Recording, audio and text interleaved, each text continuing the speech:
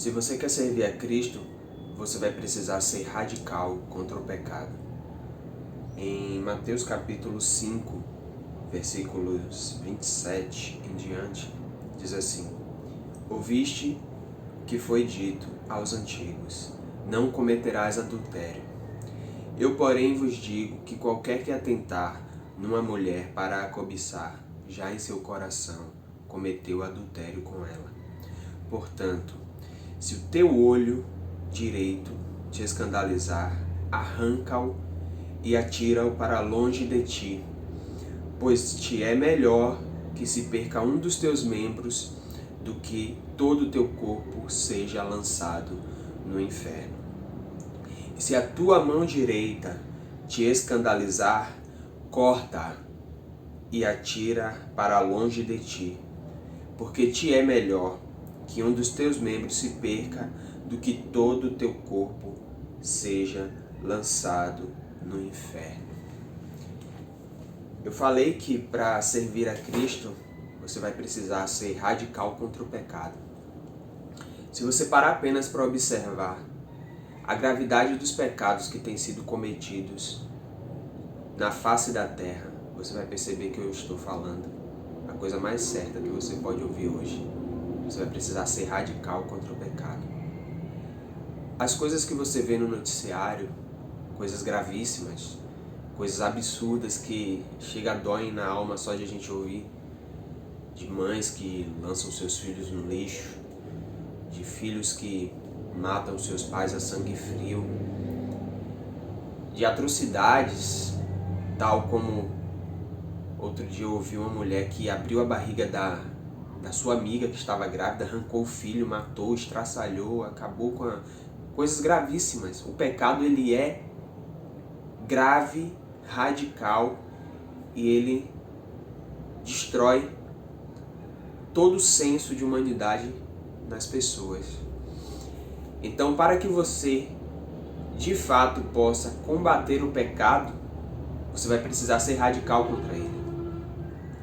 Isso significa que você tem que estar resolvido em relação à vida que você quer viver. A palavra de Deus diz: sede santos, porque eu sou santo. Sem santificação, ninguém verá o Senhor. A santidade, ela não é um estado perfeito que nós vamos viver aqui.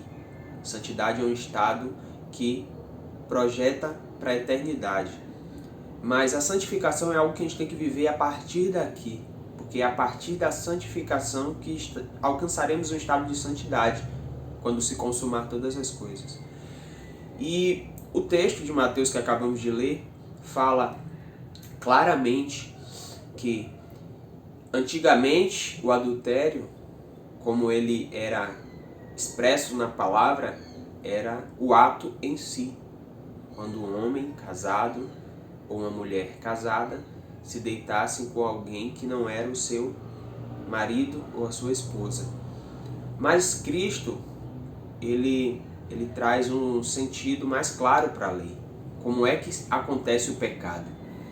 Se o teu olho, se você com seus olhos atenta para uma mulher e aquilo gera em você um desejo lascivo, você já adulterou com ela.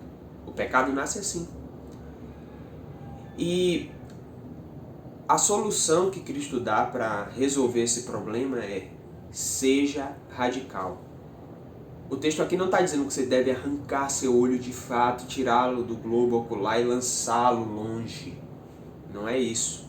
Isso aqui é uma hipérbole, um exagero que é utilizado no texto para te dar uma dimensão da gravidade do pecado e de como você deve reagir em relação a ele. Se você com seus olhos está vendo algo que vai te conduzir à consumação daquele pecado, você deve ser radical e cortar todo o vínculo com aquilo que está te levando para o pecado.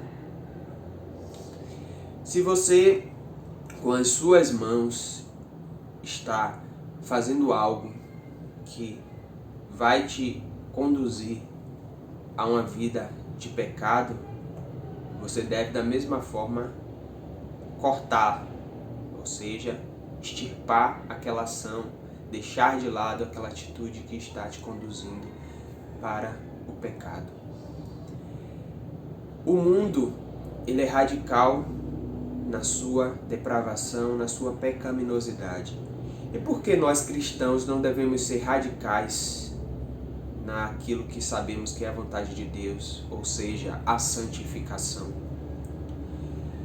Eu costumo observar que hoje em dia muitos cristãos estão vivendo uma vida totalmente distantes desse propósito da santidade. Muitos, por exemplo, costumam mentir tranquilamente no dia a dia. Se surge uma situação ao qual ele pode se comprometer, tem uma perda de algo, ele vai e mente.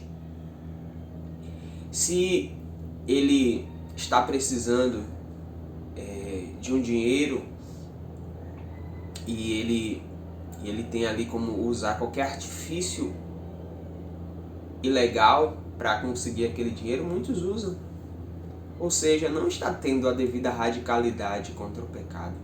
E essas coisas, essas raposinhas, são aqui de fato, elas conseguem levar o homem para a ruína do pecado. Porque o pecado, ele é algo sucessivo. Você desce um degrau e logo está pronto para descer o outro. É isso que acontece com o homem quando ele se dá ao luxo de cometer certos tipos de coisas que ele julga a princípio pequenas e que não tem mal algum, mas que elas conduzem a pecados maiores. É assim que acontece. Ninguém chega, acorda no belo dia e já vai se deitar com a mulher do seu próximo. Mas ele começa olhando uma foto na rede social, depois ele começa a ter certas conversas ali nos aplicativos de mensagem, e de repente ele já está marcando um encontro e indo para o motel com a mulher do seu próximo.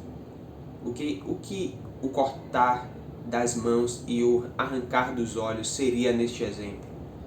No momento em que você viu que aquela mulher ela se porta na rede social de uma forma lasciva, deixe de seguir, bloqueie ela. Não, mas isso é radical. O pecado também é radical. O pecado, ele não é suave, ele não é moderado, ele é radical. Se no momento que você está ali conversando com alguém, uma mulher, você é um homem conversando com uma mulher conversando com um homem, e aquela conversa começa a tomar um rumo que você vê que não é legal, bloqueie na hora, corte, seja radical, diga: olha só, essa conversa não está sendo legal, eu sou um cristão e isso não é agradável a Deus. Seja incisivo, seja decidido. Mas se você não fizer isso, você vai ir passo após passo, descendo a ladeira, até estar num motel, numa cama com outra mulher. E você vai ver que foi tarde demais, porque vai vir um remorso. Você vai ver que destruiu sua família e a família da outra pessoa. E é isso que a palavra diz: seja radical, não dê lugar ao diabo. Não dê lugar ao diabo. A gente já tem em nossos membros, em nossa carne, uma lei que guerreia contra a vontade de Deus, a lei do pecado e da morte, guerreia contra a lei do espírito e da vida. A Bíblia fala que a gente deve andar no espírito e não cumprir as concupiscências da carne. Se você se permite pequenos pecados, esses pecados que na verdade não são pequenos, são pecados que nós denominamos como pequenos, como coisas simples, você está a caminho dos pecados maiores. Jesus, ele falou que apertado é o caminho e estreita é a porta que conduz para a vida eterna.